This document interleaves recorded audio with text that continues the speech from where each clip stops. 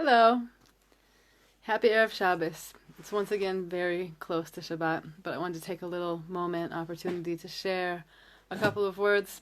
Again from the Midrash this week, the Parsha is called Beshalach, and it's the story of really leaving Egypt, leaving the constraints of our past, and crossing through the sea, which split to the other side of the sea. So this is a really dramatic and amazing story. And this is what got me into Midrash, is the Midrashim on this Parsha, which really elucidate what it was like, right? If you didn't say we crossed the sea split open and we crossed the sea. So first of all, what is that? What was it like? So from the Midrashim, we can get a greater sense of what happened there. So I'm going to share with you 10 different things that happened in the crossing of Yam Suf. What happened there? First of all, the water split, which is already a total miracle. Second, it formed a roof-like protection above the heads of everyone crossing through. The third thing is that it was split into 12 individual passageways, one for each tribe.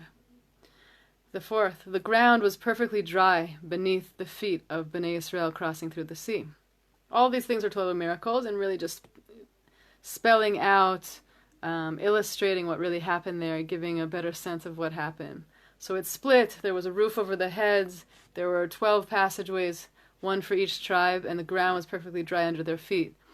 The fifth example, it was like clay under the feet of the Egyptians. This was a mida keneged mida retribution to punish the Egyptians for having enslaved Bnei Israel and making them work with clay.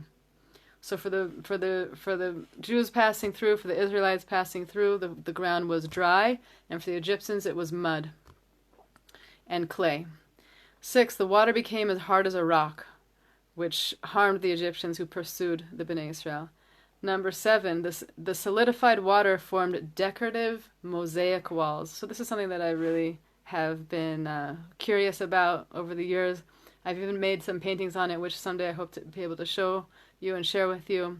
I need to bring them to their full state. You can imagine the situation of after running out of Egypt and being in a slave mentality and running through and getting to this like dead end. What are they going to do? And at that dead end there was a level of having faith, a level of not knowing what to do, a level of Nachshon ben Aminadav just going into the water, going in up to his nose. And then the water split, which is already a miracle. And then the miracle just continued. The details of the miracle just became more and more. It formed a roof of protection over their heads. It was split into 12 individual passageways, one for each tribe. The ground was dry under the feet of the Bnei Israel, of the Jews. It was like the ground was like slippery clay under the Egyptians. The water became hard as a rock, which was hard on the Egyptians, and because they were trying to chase and catch the Bnei Israel. And the solidified water became decorative mosaic walls. This is something to ponder. That must have been really beautiful. Next, these walls were transparent, allowing each tribe to see the others crossing. So if you could imagine, one tribe and the 12 different passageways of the tribes, how different it would be if the walls were not translucent. But they were translucent, so they could see each other. They knew they were together. They knew they were passing through together. Even though they were each in their individual place, they were also each all together in one big group, even though they had their own individual places, which I'm sure has a lot of deeper meaning for us all to contemplate. Another example, if a Jew while crossing Yam Suf became thirsty, all he had to do was stretch out his hand into the wall, and the wall melted, yielding sweet drinking water. And I've read also that fruits of water in the walls. And as soon as he quenched his thirst, the water became a solid mass again.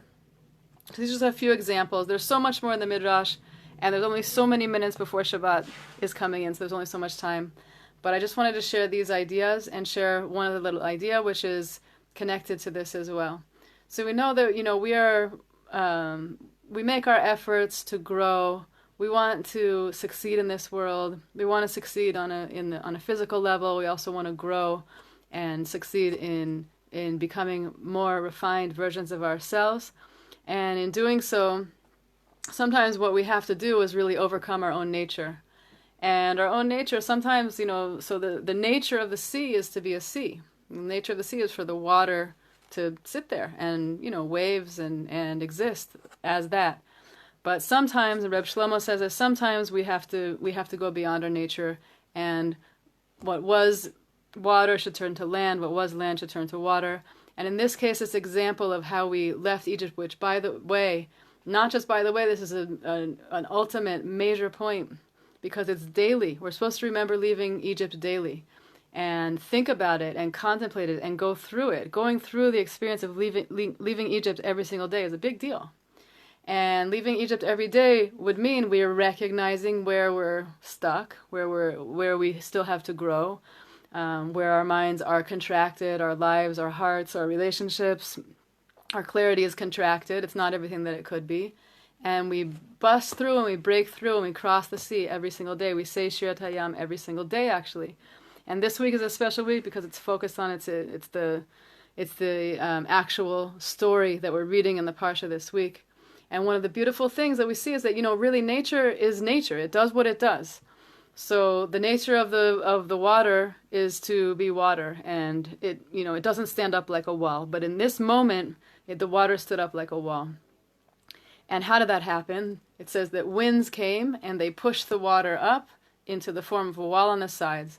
So if those winds, which were doing this special job in that moment, which is beyond what their normal job is, because they're not normally pushing water up as a wall, if it were to stop for even a split second, the water would fall right back down. And it would drown everyone, it would cover everyone who was in the middle of the sea. So that wind, that air that was pushing the walls of the water up, it had to do it every single second. It had to keep going against its nature every single second for this miracle to occur, for the entire time that it happened. And this is something that we can really take something from this. We know that when we need to make a change, when we want to grow, it's the hardest thing in the world. It's almost impossible to change a midah, to actually grow beyond what our nature, what we've been accustomed to, what our nature gives us, what we're used to in the world. We get very, very entrenched in these things. But there is a possibility to make a change, and to make that change, we have to make the change again and again and again, consistently. This was brought up by Rabbi Simon Jacobson. I heard him today, this past week. He brought up this idea that the water the whole time is pushing the walls up all the time. So this is something that I took with me from one of the classes from the Global Geula Summit, which I saw. I'm going to put a link down when I finish this up in just a minute.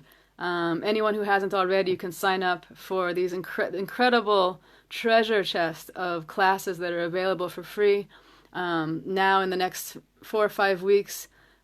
Just some of the greatest minds in the field in these days, teaching not only ideas that are interesting, but transformational information that can really bring us to new levels of ourselves, new levels of knowing how to be in the world, how to relate to the world, how to relate to each other, how to relate to the times, and how to take that step, how to cross through and get to the other side. So I'm blessing us all this week, and bless me back for that I do it as well, that we really do cross through, that we take those steps, that we don't just do it as a practice idea that, okay, today I'm going to try to cross the sea and get to the other side and get to where I really could be in myself, but to really do it. I bless us all to do that, and with a Shabbat Shalom, take care.